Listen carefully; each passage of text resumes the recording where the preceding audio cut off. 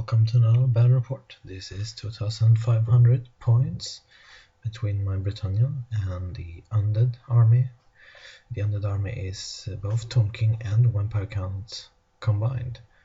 So, for his list, he have start in the right corner, he have a catapult, then he have 3 carrions, behind them 20 ghouls with musician. Then 4 necropolis knights with banner and musician. Then a big horde of skeleton warrior with the command group. Behind them a group of archer with his level 4 of Nahek. He have the signatures, movement spell, the kill and blow spell, the ward save spell, and some other spell which I can't remember.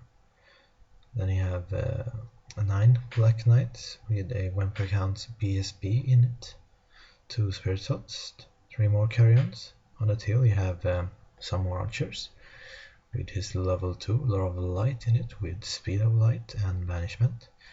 Behind the tail he have a casket and he have another war swings.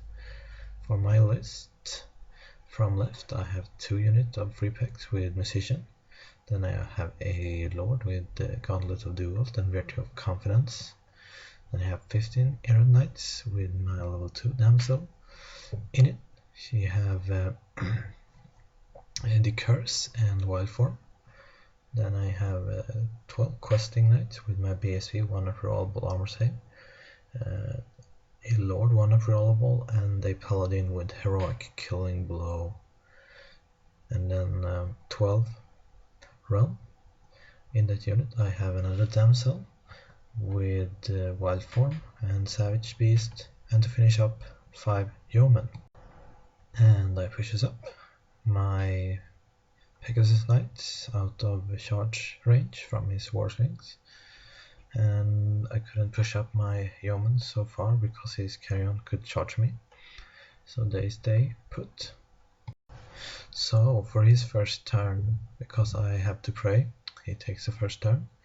He pushes up his carrion a bit and his warswings and spirit host try to get no room for my Pegasus knights to fly over and charge the casket. He takes his skeleton warrior and pushes them up, and have his black knight and necropolis knights a bit behind them, pushes up the carrions a bit. And that's it for his movement. So for his magic, he get off speed of light on his carrion, and I use my scroll to stop the casket and my dice to stop a banishment. In his shooting phase he didn't do anything. So that's it for his first turn. So for Bretonnia's first turn, I do 2 charges. One of my pegs charge his spirit host, needing I think a 9, and they make it, only to try to hold them up, so my other Pegasus knights can fly over and hopefully charge the casket. Next turn, my questing knight tried to charge his black knights, but they failed, just stumbled forward some couple of inches. I take my lord on peg, then to block his black knights from charging my Pegasus flank, and I have the Gauntlet of Duel, so hopefully I can challenge out his champion or witch king or something like that. And yeah, my other 2 knights busted, just they put afraid of getting charged by his necropolis knights and stuff like that. They are basically just expensive bunkers anyway. So that's it for my movement. So in magic phase, the only thing I managed to get off is the curse on his black knights, and since they are missing one, I guess I get off a ruby ring from one of my wizards on them too. And that's it. Unfortunately I didn't know that when black knights charge they are eternal, so he didn't have to take any dangerous terrain test when he charged my lord next turn.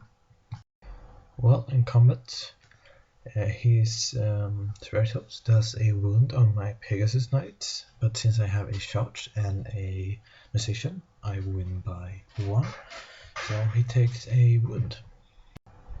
For his turn 2, he takes his Black Knights into my Peg Lord, and his Skeleton Warrior tries to charge my Questing Knights. And that's it for charges. I have, in previous turn, moved my Yeoman out of sight of his Carrion, so I have to... So he moved up his Carrion, and his Ghouls spin around to face them.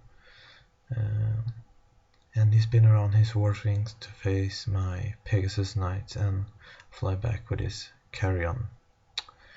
And that's it for his movement. Well, in the magic phase, he gets off 2 buffs on his Black Knights. One is, I think it's a 5 ward, and the other one is 1 extra attack. And in a Spirit House to get off Speed of Light, I think. And I use my dice to stop the casket. And that's it for his magic. Well, I did forgot to take picture of after his turn, but this is what happened. His BSB challenged my Pegasus Lord. He really fluffed and didn't do a thing at all. So I think he suffers a wound and he breaks. And he catches me, and he ends up, as you can see, so I charge him with my Questing Knights. In the combat with the Peg Knights, it's just a big pillow fight. He suffers a wound from combat rest. My other Peg unit charges his casket to get that thing out of the way. My Realm unit backs up to avoid a charge from his Skeleton Warrior. And I sacrifice my fast cap to stop his Necropolis Knights from moving forward. Well, in the magic phase, I start by getting off the curse on the Black Knight, but unfortunately I roll a miscast and blow up a big chunk of my errant knights, and I lose my remaining dice. So that's it for magic, and shooting is not for Bretonnia, so over to combat. Well, I did manage to kill the casket, and the casket explode, doing pretty much nothing. I think his Carrion suffers 2 wounds, and that's it. And my Questing Knights totally kill his unit, but unfortunately he managed to kill and blow both my Bretonnian Lord and my Paladin, so I only have my BSB left in that Knight unit, and I reform to face his Skeleton Warriors. Well, for the Undead, turn 3, he starts by charging his Skeleton Warrior into my Questing Knight, and his Necropolis Knights into my fast cab.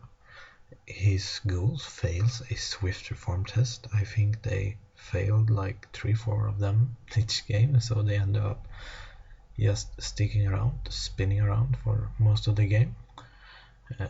He takes his Archer unit on the hill and face them for my Pegasus Knights who have run off the board. And his Carrion flank charge my Pegasus Knights, and his Warwing just moves up a bit. And that's it for his movement phase. Well, in magic, he get off a Speed of Light on his Carrions, and that's it for magic. So over to shoot.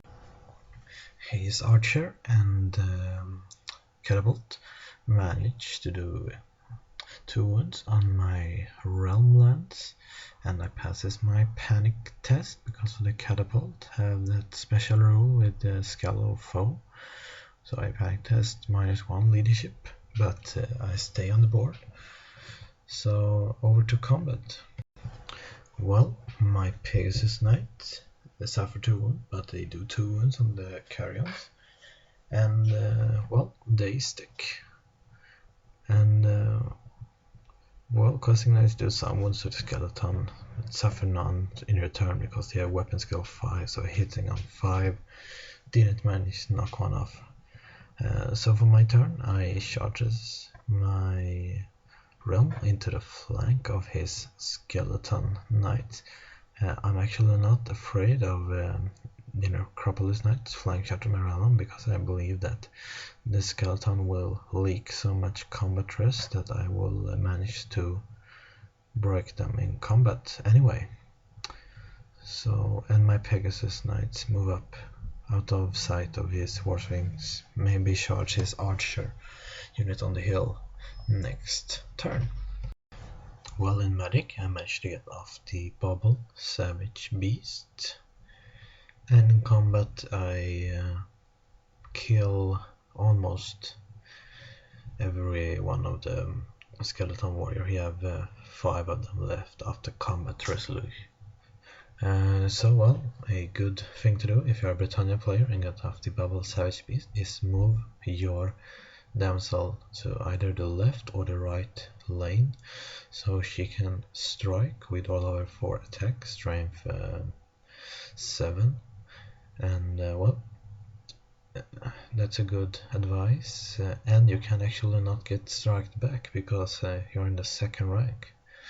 And I managed to take the right flank because his Necropolis Knight will charge me next turn and I don't want them blowing her off.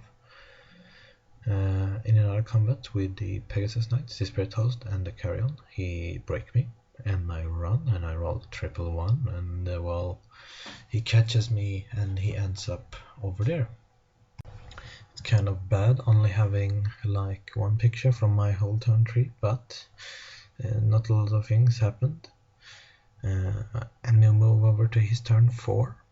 He starts by charging his Necropolis Knight and his Carrion into my realm lands, and reform his archer to shoot at my Pegasus Knights and move his Spirit Host and Carrion up a bit.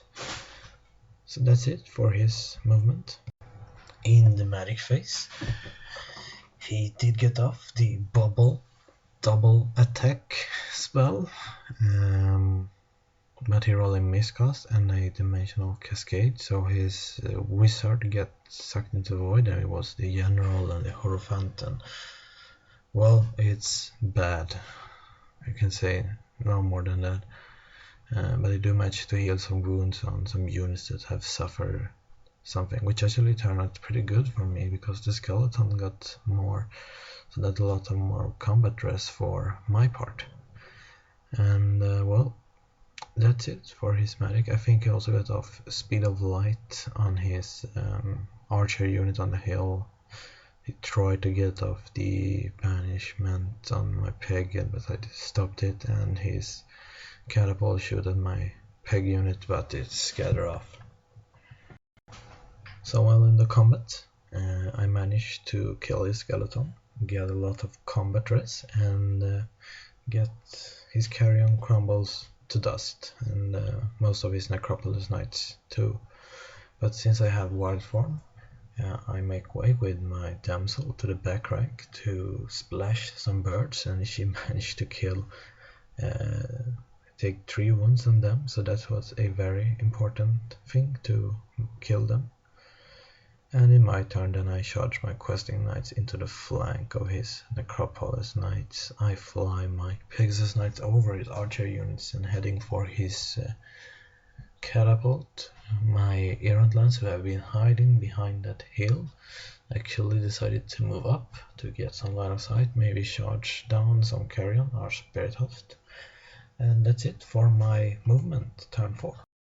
Well, magic. I do get off, I think, wild form on my realm lands, but in doing so I get off a miscast. I roll dimensional cascade, and well, I blow up everyone except 2 of my knights. and I failed my panic test, so I run away. And that's it for magic. In the combat I managed to kill the unit, but I lost 3 of my realm knights, and I don't really have a lot of room to reform, so they stay as they are. And that's it for my turn. So for his turn, number 5, his Bear Toast charged the back of my questing knights, and basically that almost every moment he moves his war swings closer, he moves the ghouls closer, his carrion closer to my line, he reforms his archer to shoot at my Pegasus knights. He pretty much stops his magic. I think he may have got off banishment on my Pegasus knights and taken a wound or something like that, but his archer put also 1 or 2 wounds on them, so the only one with 1 wound left and 1 who is healthy, and his catapult got off a direct hit on them, but the Lady Blessing saved me and I rolled a 5 for my war save, so that didn't do anything. So that's it for his shooting. In combat, his Spirit Host managed to do a wound on my questing knight, and actually it was I think he actually won by some, but I stick. And that's it for his turn 5. Well, in my turn 5, my Pegasus knights move closer to the catapult, and my realm charges into his carrion. My damsel and my Herald Lance runs off the table, and that's it for moving, magic, and shooting. Well, in combat I kill the carrions, and he actually managed to kill 3 of my questing knights, so I didn't manage to do. I think I did 1 wound on combat resistance because I have a musician on him. So that's it for my turn 5. So for his turn, number 6, his ghouls, his archer and his warwings charges my realm. The only one who could make it was the archer and the ghouls, but unfortunately the archer took up so much space, so we only could clip the ghouls into the questing knight unit, and in the end I kill a lot of the archers, so I actually won that combat with 4. So we have a Spirit Host with 1 wound left, but now we have slide down his ghoul, so we probably will do more wounds next turn. And for my turn 6, my Pegasus knight charges down his catapult. I actually failed my fear, but since he was only weapon skill 2, I managed to kill 1 of them, and I won by 2 in combat res, so it died. I actually lose the combat with a questing knight, and I hold on a leadership 6, and I did a stupid thing, but it seems like the Bretonnian thing to do, so I send my realm lance into his war swings. And he have like a killing blow attack, he have some other attacks, and only the champion remains. And I think I lost by 2, and I actually passed my leadership test, so he won't get any points from him except for the 25 points for the banner. And that's the game. We didn't actually count the victory points, but it seems like it's kind of we are pretty close, so I don't know who would have won.